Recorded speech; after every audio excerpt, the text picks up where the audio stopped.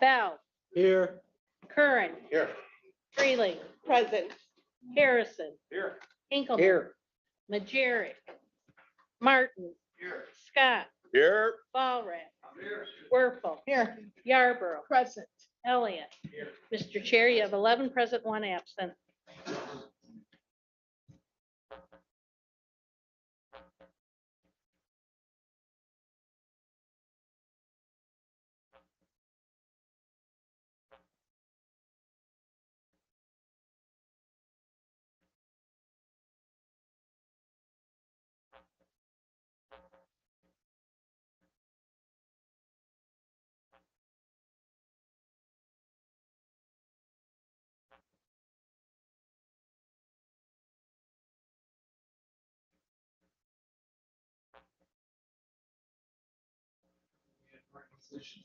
Does anybody have any questions about the requisition report that went out?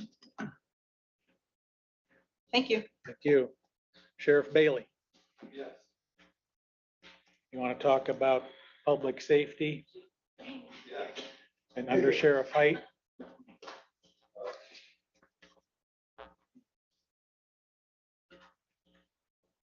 Ready to go.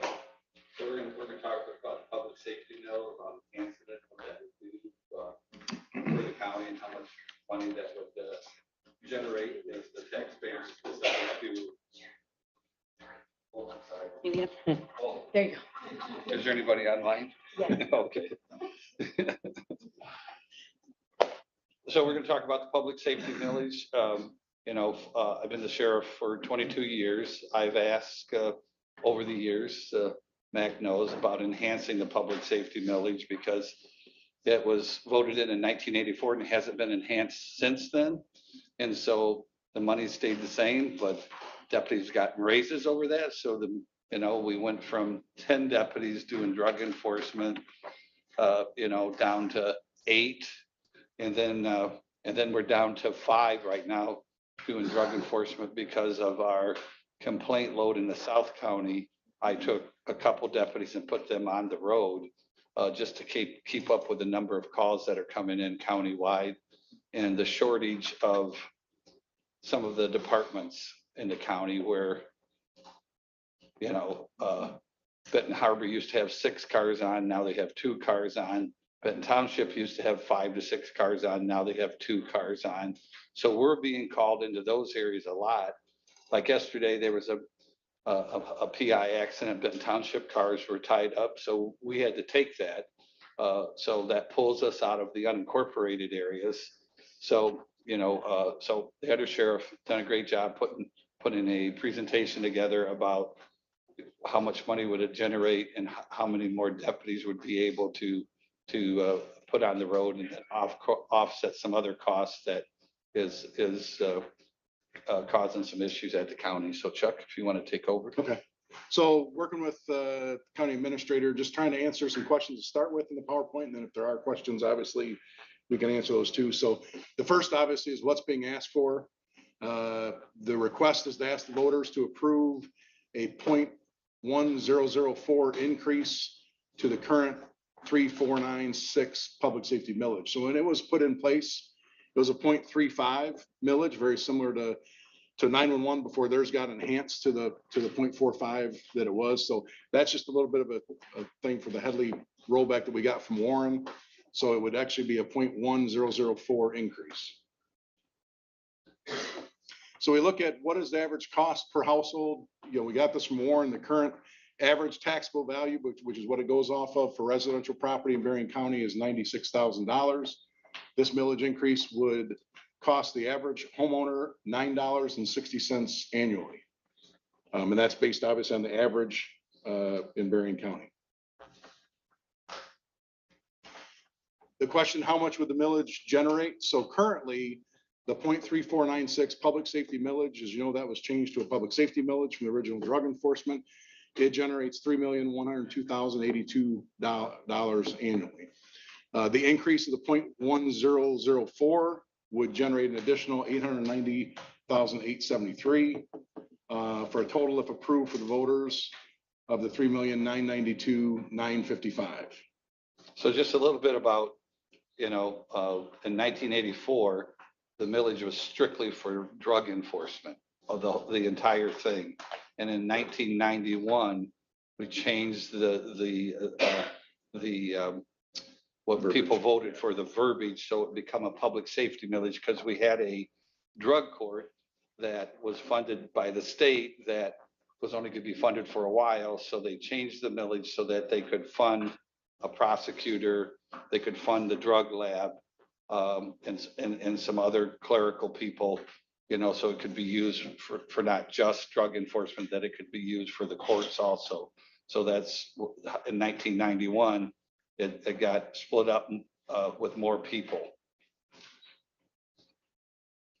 So the question was, how long does the millage last? So the current request is to, the current millage expires in 2024, and it'd be up for renewal at that time. The proposal is to ask the voters to repeal the current millage and replace it with a 0.4500 for 5 years. And that 0.45 is the 1004.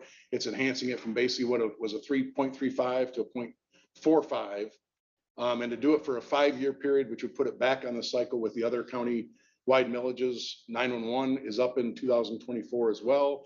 I believe the senior center and others when I talked to Warren. So that 5-year request would put it back on the cycle with the other county millages if approved.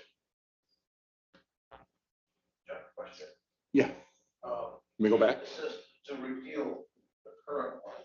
If this was put on the ballot and it does not pass, does that mean the current one still stays in place? So I'll let Thaddeus correct me if I'm wrong, but the way I understand it is because you're asking to repeal it, if that fails, it doesn't get repealed. So the current one would still be up to expire in 24. So then we have to look at that. But if this goes through, it repeals it, makes it a 0.45 for 5 years to put it back in the cycle. But I'll let Thaddeus. No, that's answer. accurate. That's exactly how it works. If the repeal fails, then the existing millage will continue till it expires. Okay, good. So I wanted to make sure that. Right. Yeah, that would be a bad, that would not be good. Good. So. I have a question to go back to what you were saying about this not only going towards drug enforcement, but it's going to the courts. So it's just focused on drug court, or this is for? No, it got changed to a public safety millage. So 91, instead of just the millage used to be just for the sheriff's office to operate the drug enforcement team. And then 91, the verbiage got changed so the money could go other places. So the courts get money, the drug lab gets money from this public safety money. They pay for a prosecutor. Brian probably could give you a list of what it pays for. But also it's turning, because it's public safety, our special teams, a portion is paid for to cover the special teams that we use as well. So it's truly public safety overall. Okay. Yeah, during budget issues 6-7 years ago, we lost a deputy in the drug unit to take that wages and put it towards deputies that were on a special team to offset the general fund cost of paying for everybody. Okay, yeah, got it. Thank you. So obviously, the big question is how would the enhancement, if approved, be used? The increased revenues will be used, at least, our suggestion is 4 additional deputies to the road patrol. 2 of those would be North Patrol, 2 of those would be assigned to the South Patrol. Right now, the average cost with benefits of a deputy is $110,000. The cost for all 4 obviously would be $440,000. We've also identified the need for $50,000 that could be used for special teams. We have required training that takes place. There's some overtime cost in that as well.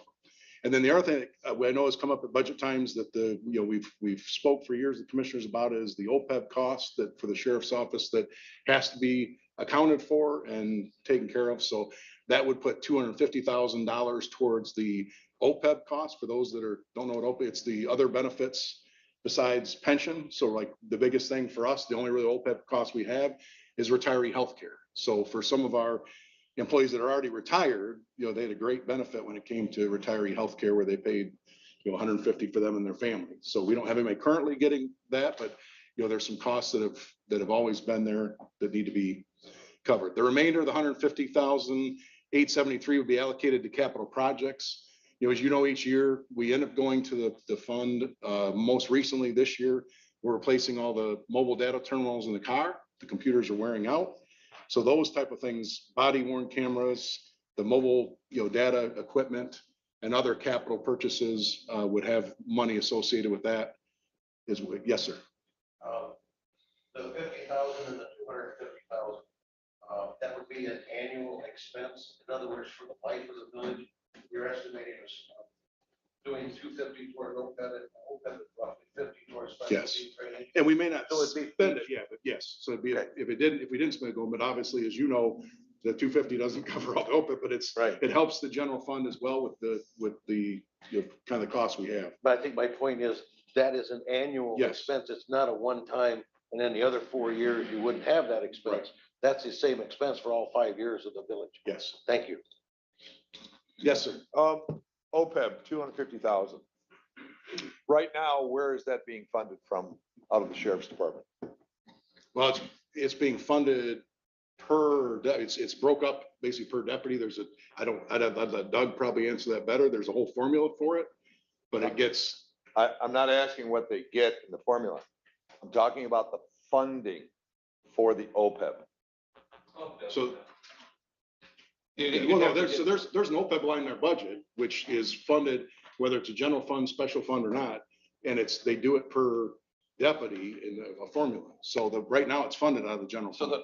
all of our deputies right now, when they retire, they only get insurance for themselves, $150 a month. They have to pay for their spouse.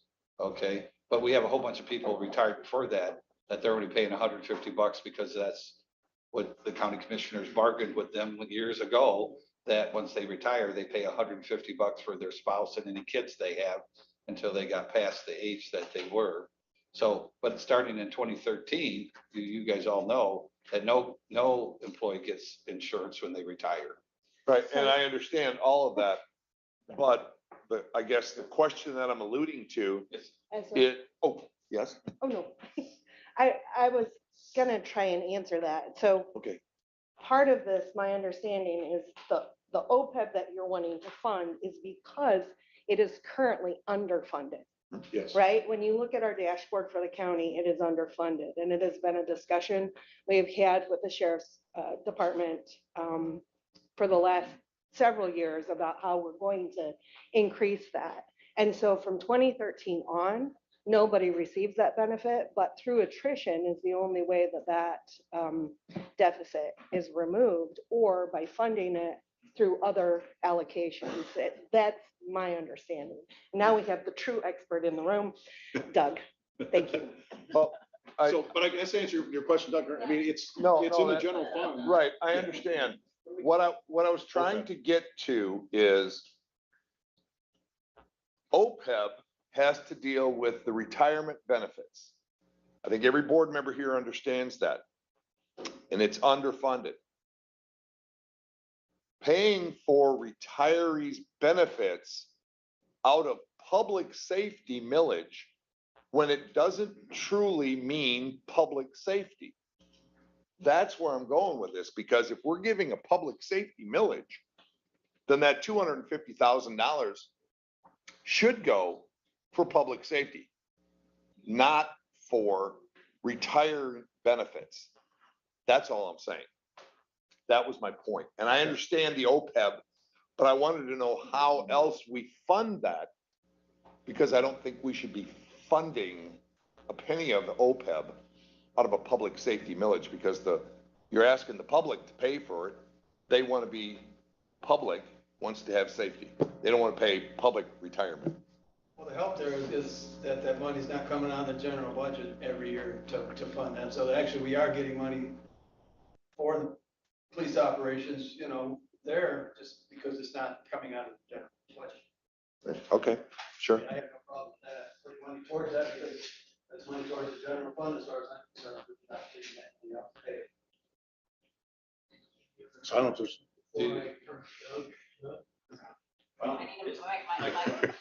Doug? He's, he can come over here. There's this, how it's funded. Okay. OPEB is funded basically by contributions from the county itself in the form of pre-established rates as determined by an actuary for each group. So the general unit, as it were, for people like yourselves, myself, anyone that would not be part of a I'm going to say a specific other unit. Sheriff's Department is broken out separately. The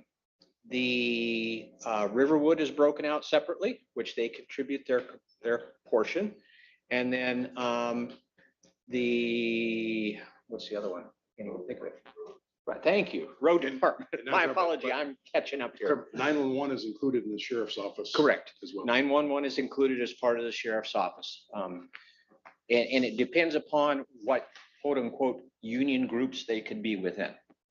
That is, again, funded as a percent, basically as a percent of payroll of the individuals that are paid within those. Public safety money, as it were, from a public safety millage for the portion that would of those employees that are paid through special funds, which there's a portion of them that are paid through their special funds. Those individuals are paid for by the public safety millage as far as the OPEB is concerned. If the individual is paid out of the general fund, for example, like the command unit, The jail sheriff or patrol. yeah, the sheriff's patrol, those are paid by general fund revenues. And therefore the public safety millage would not go for that particular purpose. That's the way we pay it today. Okay, now when those funds do go over to the OPEB fund, we segregate them. So we know based upon which group they may be within, whether they're within the sheriff's group or whether they're within the road or whether they're within the general group. Those are segregated within that fund. Okay. All right. That help? Thank you. Yeah. Thank you.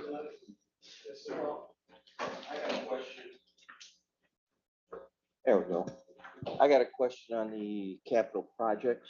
Yes. Are you talking about just equipment for the deputies and so forth? Or are you talking about building? Primarily equipment. So a couple examples I give you, like I said, this year. You just said primarily. What's the other besides the primarily? I guess I would say yes then, because equipment, so that can get into, like I said, the mobile data terminals used right now. We had to get into the fund, when we get in those capital projects, I guess Doug can say too, when capital projects are funded, sometimes the millage is used for those. So that would help us with, we know the body worn cameras. It doesn't seem like long ago, but they're 5 years old now. So we know as technology the way it is, we're continuing to have to replace, just like we did the mobile data terminals right now that are in all the patrol cars that works with CAD. and everything we do in there, those are being replaced right now. So those costs is what we're associating to on an annual basis, because we always have, something in capital projects, so it would be equipment related for. We're not gonna build any buildings with that money, okay? It's all for Or paint your equipment or Yeah, vests. yeah. It'd be for cameras, vests. Understand that, That's that what the I want. public wants us to have these body Right, cameras. I understand that. I Okay, just want to, every 6 years, you're gonna pay $100,000 to replace them or more. And just with our cameras in the car, every 6, because what happens, somebody is saying, well, why do you gotta replace it? Because the company makes them obsolete. They don't make any parts for them more. They won't go with new software. So every 5 to 6, maybe at the most 7 years, we're spending, for both, well over $200,000 to keep up with technology. These things are expensive. And it's not just the camera, it's all the storage that we have to have and pay for that we work through Chris. That costs so much money. yeah, and I kind of agree with Ezra on the other part of it, that I'm trying to figure out why retirement funds for somebody that's not on the road is going to come out of a public safety millage. So it says we're obligated to, to fund that either way. So I guess if you want on the general fund or this, but we're obligated obviously to fund that, as Commissioner Freeling, I think, pointed out very well. As Right. Doug said, the current people assigned to the millage, it comes out of the millage money for them, but not for anybody else. Yeah. Doug, for any other questions? Doug, do you have anything else? The only other thing I was going to say is the rising cost we're seeing of the law enforcement vehicles in and of themselves keep putting strain on us organizationally. I don't know what a patrol car is up to right now, but it's probably gone up 50% over the last little bit. About 3940, yeah. And we have to try to respond to that. The question is, how would that be funded in the future? Today, it's funded by, I will say, breakage, as it were, within the general fund. So when we budget in a manner that we're fully staffed, but then we have vacancies over the course of the year, those funds are diverted. We have a conversation at the end of the year that we need to make a contribution to the vehicle capital fund. So that, my preference would be that in some way that part of this millage covers some of those costs. Okay.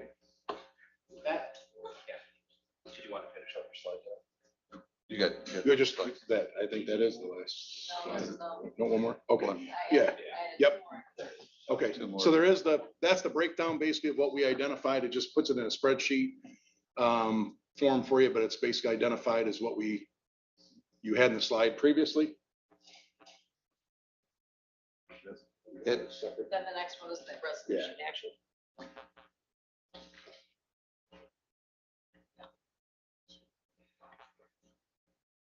There. So that's just basically the verbiage of the resolution itself.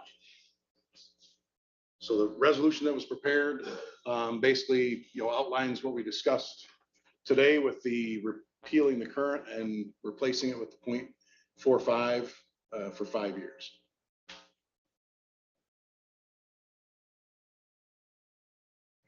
Questions, comments? As a sheriff, all I'm asking you is let the people decide, because in my opinion, police protection in Berrien County has gone down over the last several years with less police officers on the street, which puts a more burden on the sheriff's office to help cover. The sheriff, all the, no matter, we have cities and townships and unincorporated township, it still comes back on to me if the city can't handle it in the statute that the sheriff has to provide police protection or take a complaint or take that the other departments can't handle because of their manpower. So, and I know they're trying to get things going, but right now is kind of scary on how many people are not going into law enforcement anymore. We used to get 50 to 150 applicants for an opening. We had openings, I'm sending 6 people to the academy that we recruited ourselves, and we got 3 applicants. Okay, Niles City has 3 openings and they have no applicants for their openings. Okay, I just talked to Rick Fuller from Kalamazoo County. He's got 51 openings in the sheriff's office alone, 51. So the academies, we recruit from them. Okay, they're all being sponsored now. So there's nobody to go recruit because there's nobody sending themselves. So those are the problems that we're having in law enforcement. And I just think that this would give us the capability of putting a few more people out there to handle all the responsibilities we have. And the other thing to add to that, obviously with FMLA and different things, we have a minimum staffing requirement that a lot of times right now we're at minimum staffing, we're forcing overtime, which obviously is not, conducive for employees long-term. So that can cause some issues where then they look elsewhere as well. So this extra staffing, as the sheriff mentioned, gives that, but also helps us meet the minimums without having to force overtime. Yeah. So, and we're competing against one another. Some of the departments are offering a bonus now for if you come, you get a $500, $1,000 bonus or more if you come and sign up to come to work for you. So, we're just, that's what's going on right now in public safety, not just in Berrien County, but across the whole country. So that's where we're at. So if you have any questions, Yeah. It came to me. This millage, every 4 years or however many years, you have to have it renewed. It has to be on the ballot. And it has been. Has it been a concern about if it's going to pass or not? Has it been close? No. Or it's always been okay? It's been okay. It's Yes. not been close. Thank you. Brian can probably get you what it passes by.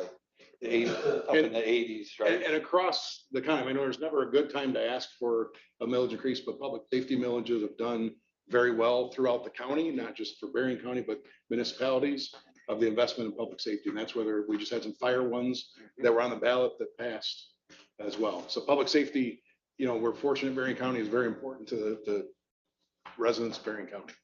Yeah, just as a follow-up to that, last week, met with the bulk of the township supervisors across the county. We were doing meet and greets for the new road director. As part of those sessions, we were having a conversation about the most recent election, and it appears, just based on anecdotal evidence, that once again, public safety millages are passing with a pretty high rate of return. That's it. Thank you for your time. A quick bit of history. Sheriff Jewell and then Admin Chair Otto Grau initiated the first of these millages. And at that point, I believe it was 1986, it was a drug enforcement millage. And over time, we expanded it to take in some of the specialty courts. Judge Taylor, when he was chief judge, advocated for a drug court. We added that. We then were experiencing more of the ratcheting down effect of Headley and Proposal A. So each year we see what we can levy on the general fund, even though it was approved at 5.4235 mills, we're down now around 4.7, which translates to a loss to the general fund of about $4 million a year. Not anything that the voters intended, but we have a general fund operating millage that's 40 years old. And when those two laws were put into place, we could never recover as much as we were losing. Now this year with inflation, that probably won't be a factor, but historically it has been. And in the 90s, we started to broaden the scope of this from drug enforcement to law enforcement. And then the next generation about 20 years ago was public safety. So it went from drug enforcement, law enforcement, public safety. And it's within the sound discretion of this board what is within public safety in terms of how to use those millage dollars. So there's a lot of discretion with appropriate deference to the sheriff and to the courts in terms of what they need to help them get the job done. But every year knowing that we're never going to have the voter approved operating levy because of Headley and Proposal A. That doesn't just impact this one, it impacts all the others. And that's one of the reasons why we bring them back every 4 or 5 years. Because there is still the ratchet down from Headley and Proposal A, but it's not as much. I mean, with our operating, we were here, now we're down here. If we do 4 years, you might start here and then be about here, and then you can put it back up again. So that's the rationale for bringing these back frequently. Plus, it also gives people a chance to express their sentiments about whether they want to continue it. I think of all the special funds, this one and the seniors have always had wide margins of public support.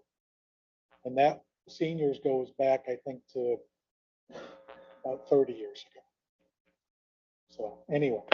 What do we do now? We will be talking again at 10:30. If that is your wish, yes. Mr. Chair, Yes, sir. I'm sorry. Ma'am? Just a quick question. Are there any other county millages proposed to be on the ballot this fall besides this one?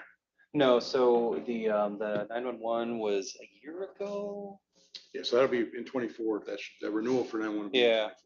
So this would be the only one. We have just looked at across the board. We've tried to anticipate at the local level. We don't anticipate too much in the form of a crowded ballot. So this November appears to be the best time to put it out there.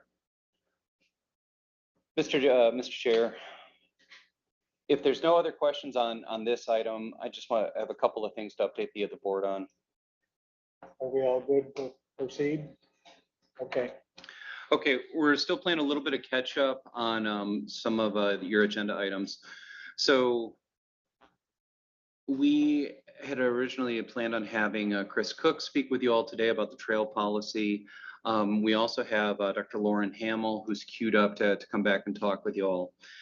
So for next week, we'll have Dr. Hamill as part of Committee of the Whole. He'll be talking with the full board on juvenile center and how it relates to the Spectrum Lakeland's use of the general hospital. Dr. Hamill presented, I think, 2 weeks ago to the admin committee, and we're bringing that forward to the full board based on the request of the admin committee. Chris Cook is bringing forward a draft policy on trails. That comes out of a conversation at the admin committee that was brought forward to the full board. The importance of getting that trail policy nailed down by the full board is that it appears more than likely that you're going to see some additional trail projects coming to the area. There's a very active friends group.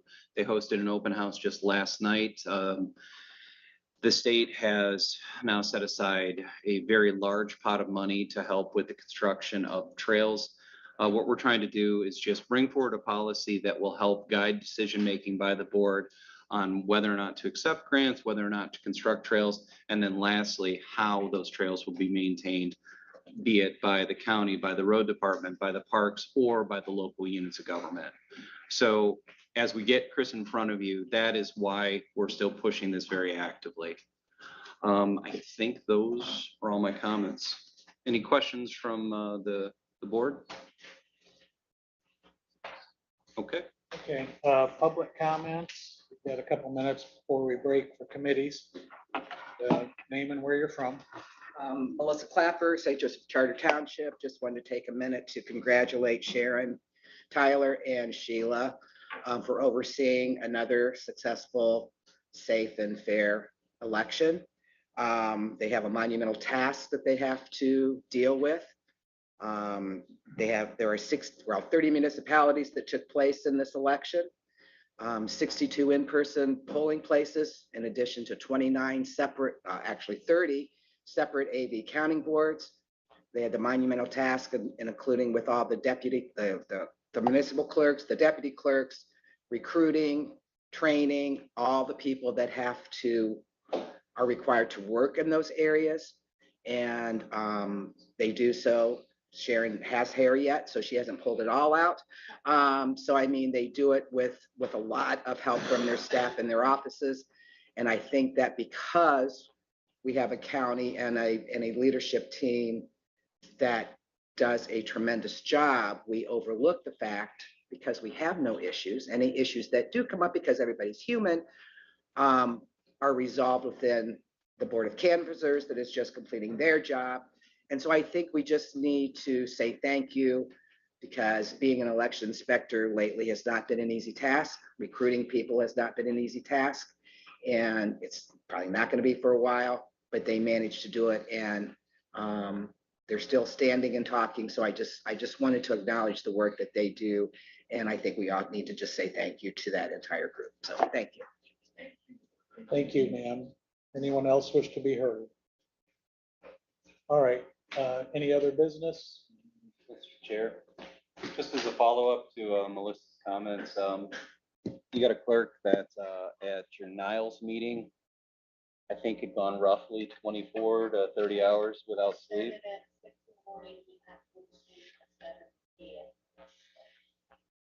So those election days are long. Just finished canvassing. And since prior to the 4th of July, Sheila and I were working 7 days a week.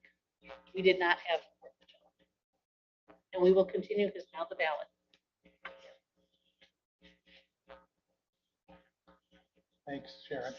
Any other matters for other business? Okay, let's break for committees and come back at 10:30.